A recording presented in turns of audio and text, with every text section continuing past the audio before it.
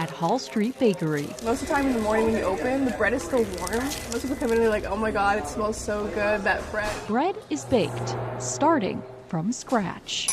Heard. It does still just smell like work to me, you know? Andy Havemeier Yeah. knows something about that. Every night, I wanted to go to sleep to end that day, but I also didn't want to go to sleep because I knew I would just wake up and it'd be another day of the same struggle. But to understand how he ended up here, It's really the lack of hope. we must first look at where the recipe begins. My family owned Herman's Boy, so I kind of grew up in this industry. There's Andy riding in the back of his grandfather Floyd's car. On the schedule at 11 and helping customers and all stuff like that. The same grandfather who opened a different bakery and gave him his first chance. By the time I left Herman's Boy, which was 2017, A first chance it was pretty bad with both pills and alcohol. he would squander. It gotten so bad that I said I'm leaving, and they said, okay.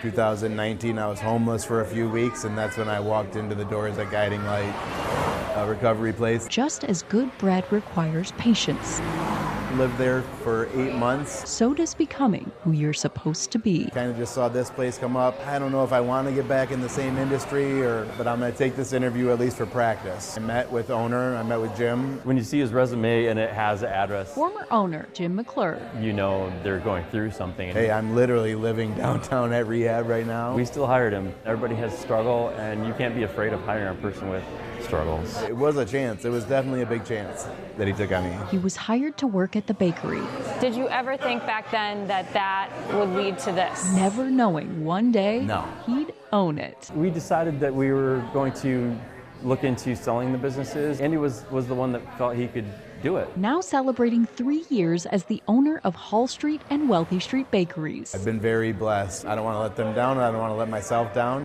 He found his footing in a bakery. Again. Then he found Andrea. Again. She was an employee at Herman's Boy 15 years ago, and I posted something like 1 year sober or something like that, and she had been sober for about a year then too. We'll call that full circle. Just met for coffee. 14 months later, we were married. 18 months later, we had our first son. His name is Floyd, after my grandpa who started Herman's Boy. His life experiences have given him a quality that is pretty rare. Bread rises because of what's already inside of it. He's always risen to the challenge. It turns out, so do people. I just want to be a testament that you can get through whatever.